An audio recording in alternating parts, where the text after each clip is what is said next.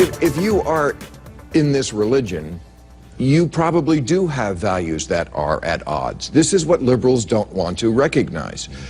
You may be from a country, as there are many, many Muslim countries that either have Sharia law or want Sharia law. Those values are not our values. This idea that somehow we do share values, that all religions are alike, is bull. And we need to call it bull. HBO's Real-Time host Bill Maher criticizing liberal support of Islamists and Syrian refugees. Let's continue now on Newsmax Prime as we note that in Texas there are new security concerns after more Syrian refugees reach the international border separating Mexico and the United States in Texas. According to federal officials, another group of Syrian refugees turned themselves in to immigration authorities along our border with Mexico.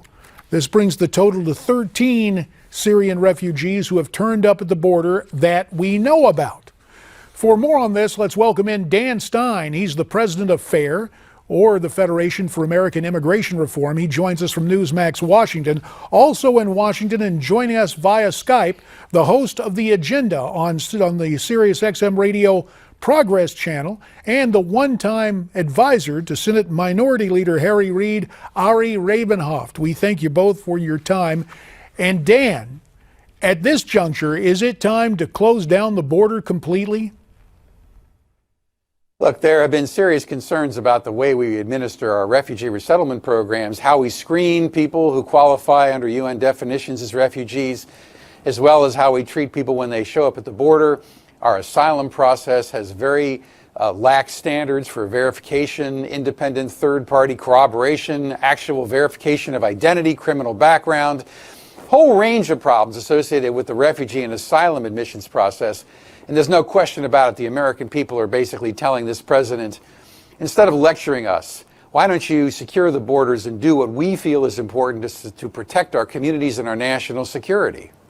Ari, the left appears divided on this issue. We just heard Bill Maher say that it's wrong to rush to the defense of Muslims and Syrian refugees without acknowledging that their values are not our values. What's wrong with what Bill Maher said? I think it's the same thing that's been said with every wave of immigrants that have come into this country. It was said about Jewish people in 1938. It's why the St. Louis saw the lights of Miami and then was turned towards Europe. You know, it's been the source of so many mistakes we've made. It's why the Holocaust Museum made a statement on this issue. That's why it's wrong. Well, Ari, can I ask you, the folks on the St. Louis, they made no threats against American citizens, did they? The folks, I don't know of Syrian refugees making threats. They are, look, in Syria right now, whose lives are at risk? It's the lives of Shia Muslims, frankly, who are being slaughtered by terrorists and ISIS. They're the most at risk from ISIS. So the theory was about those Jews on the St. Louis was there could be Nazi infiltrators among that group, and that's why. Boy, I've never read that in my history book. Over and over again. I never read that in my history book. That's beyond ridiculous. I never have read that. Come on, the people on this shouldn't be a debate about the St. Louis. This is 1938. Those were mostly children on a boat that originally went to Cuba. They were sent back to countries that were not under Nazi domination at the time. And unless you want to give Franklin Roosevelt the kind of telescopic vision into the future to know what was going to happen ultimately with the Third Reich, that's a completely absurd set of statements. Well, let's focus on the here and now. Let's focus on the here and now and at least the short term. We have suspicions of what happened in France a couple of weeks ago. There were Syrian refugees involved. Isn't that suspicion enough, Ari, to say, whoa, hold on a minute? Well, you can have suspicion of anything. We've admitted 785,000 refugees to this country since 9/11. Of that, we've had issues with, I think, a dozen have created issues. I think that's an excellent track record, considering nothing in life is 100%. You know, so no, I don't think that's enough, actually. Well, let me turn to Dan for just a second. And there is a difference between immigrants, refugees, and illegals coming into the country. And the thing that flummoxes and frustrates a lot of us is this inaddition to those who come to our nation illegally. You've got about 30 seconds, Dan.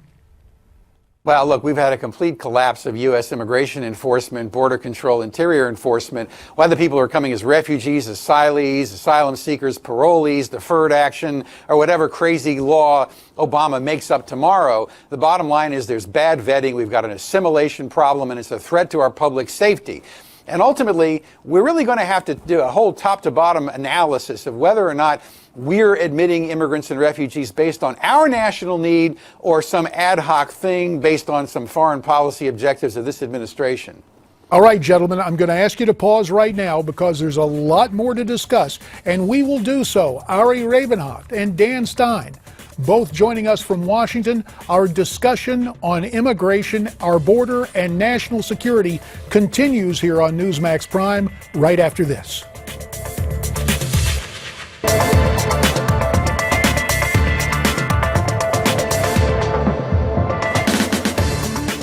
The number of people illegally crossing our southern border is on the rise again. According to new data, Border Patrol agents caught more than 7,000 unattended children, most of them not from Mexico, trying to cross into Texas in August and September alone, an 85% increase from 2014. With that bit of news, let's welcome back in our panel from Newsmax Washington, Dan Stein of FAIR, and via Skype, likewise from the District of Columbia, Ari Ravenhoft. Gentlemen, we thank you for staying with us.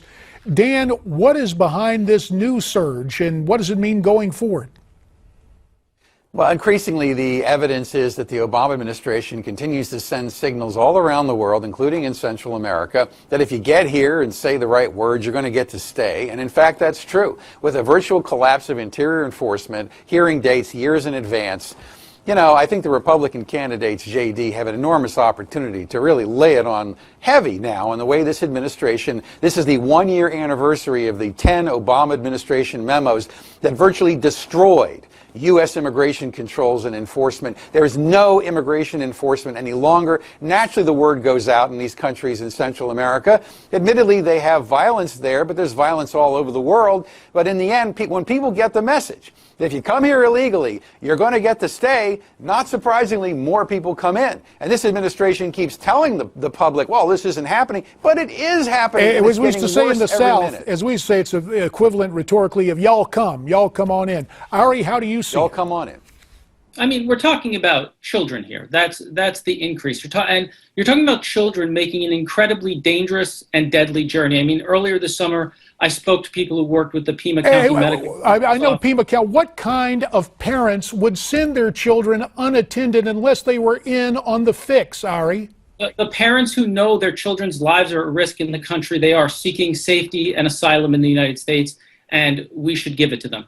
And, well, let me just add, with all due respect, Ari, we always hear the rallying cry of the progressives. It's all about the children. I've got to tell you, with all due respect, and Dan, I'd like to get your perspective on this, children are being used cynically as a prop to keep this border open. Where am I wrong on that? Well, look, some of these so-called children are 17-year-old members of cartels, and the cartels and the smugglers are also involved in making a lot of money off these weak entry controls the U.S. has. Remember, too, that many of them are coming up. The younger ones are coming up, some of them with mothers. They're coming to join fathers who came illegally earlier, and they want to get in on the next Obama amnesty. They understand far better than the average American citizen that you come here illegally, you get caught, then you never get a hearing. The hearing date's 2-3 years in advance. But I got to give Ari a fair hearing. Ari, you get the last word. 30 seconds. I mean, the idea that there's no border enforcement, which I keep hearing during this conversation, there's no immigration enforcement is actually ridiculous. Like, we're finding these people because they're turning themselves in a lot of cases as they cross the border. That's the only reason. Well, and the other thing that happens, the other thing that happens, a lot of folks get here, they get their OTM card other than Mexican, and their notice to appear, which means a notice to disappear. Given where we are on time, we're going to have to disappear soon. Ari Ravenhoft and Dan Stein, gentlemen, we thank you for an invigorating, passionate, and enlightening conversation.